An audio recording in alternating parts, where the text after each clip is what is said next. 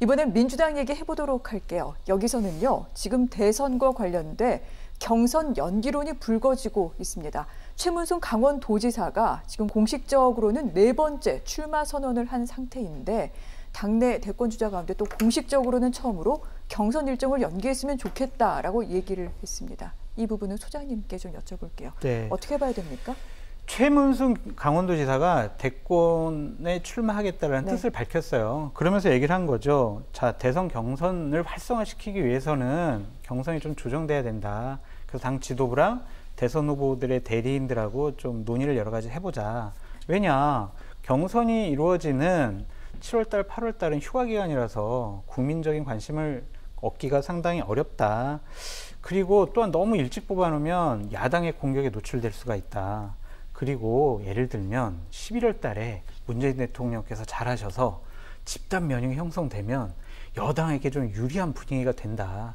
그러니까 2달 정도 미뤄서 경선을 치르면 여당에게 우호적인 분위기에서 경선을 치를 수가 있지. 왜 지금 어려운 이 시기에 치르려고 하느냐라는 생각이에요.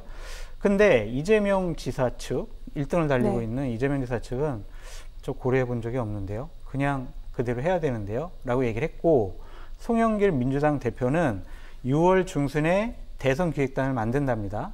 그래서 거기서 논의를 통해서 결정하겠다고 하는 건데, 결국에는 이재명 지사가 아니요, 이거 그대로 치러야 돼요 라고 하면 그냥 9월 9일 날 전당대회를 통해서 대선 후보가 뽑히는 일정을 바꾸기는 상당히 어렵다라는 생각이 듭니다. 그렇군요.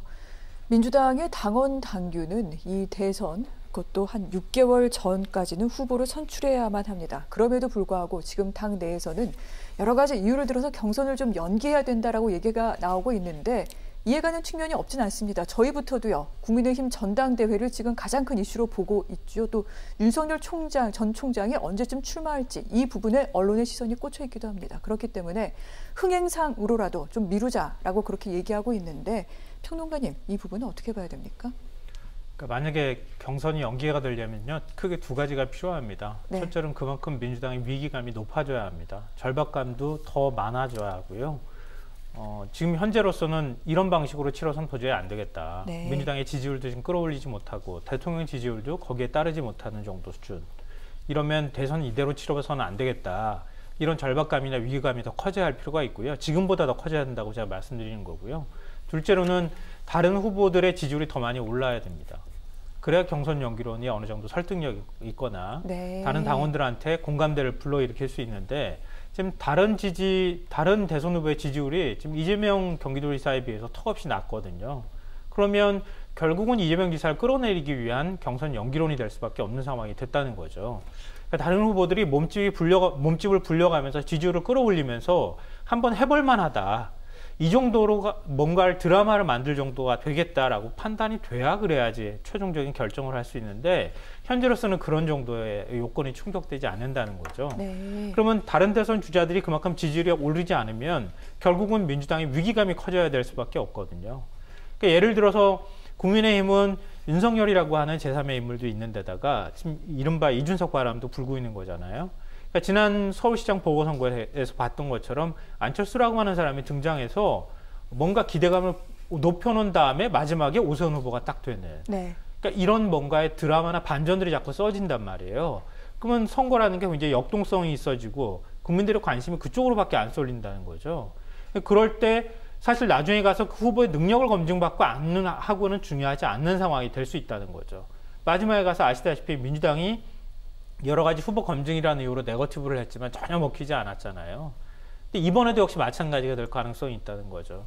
그러니까 그만큼 위기감이나 절박감이 생겨나서 저쪽은 저렇게 역동성 있게 움직이는데 우리는 가만히 그냥 꿔다놓은 보릿자루처럼 가만히 있으면서 그냥 이렇게 편안하게 대선 치르는 모습으로 가야지 될 것이냐. 그러니까 그런 것에 대한 아마 고민이 전 충분히 있을 거라고 생각해요.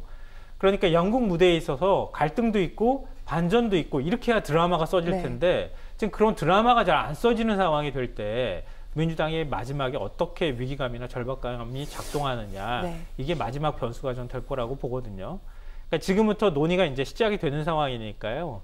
아직도 한 달 반 뭐 이 정도의 여유는 좀 있는 상황이니까 그 사이에 윤석열이라고 하는 변수가 어떻게 작동하는가 국민의힘이 새로운 당대표를 통해서 어떻게 바뀌는 모습을 보이느냐 네. 이런 거에 따라서 민주당이 상대적으로 움직일 가능성이 남아있는 상황이라고 보입니다. 그렇군요.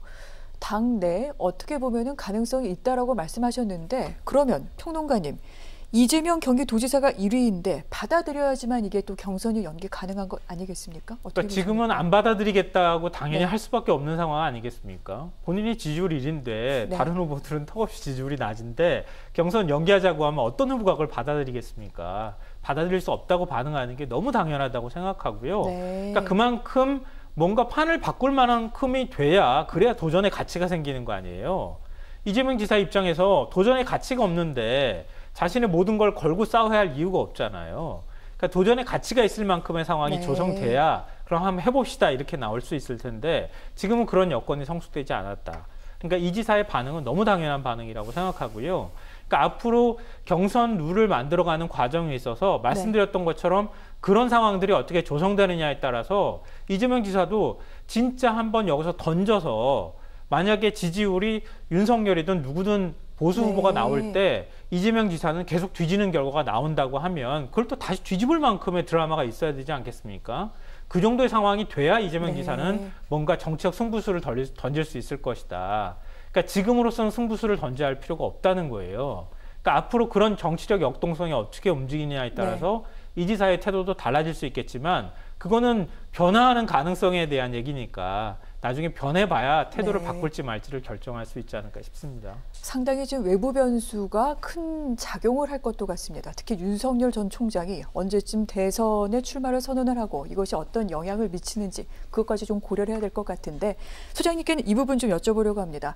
지금 보면은요 친노, 친분, 핵심 인물들이 이재명, 이낙연, 정세균 캠프에 각각 뿔뿔이 좀 흩어져 있기도 합니다. 그래서 문심, 문재인 대통령의 마음은 어디에 가 있는지 갑론을박이 상당한데 어떻게 보십니까? 이렇게 문재인 대통령께서 마음을 드러내시면 완전히 경선이 난장판이 될 거예요. 그래서 마음은 안 드러내실 것 같고요. 네. 기본적으로 각 캠프에는 이념에 따라서 있는 것 같아요.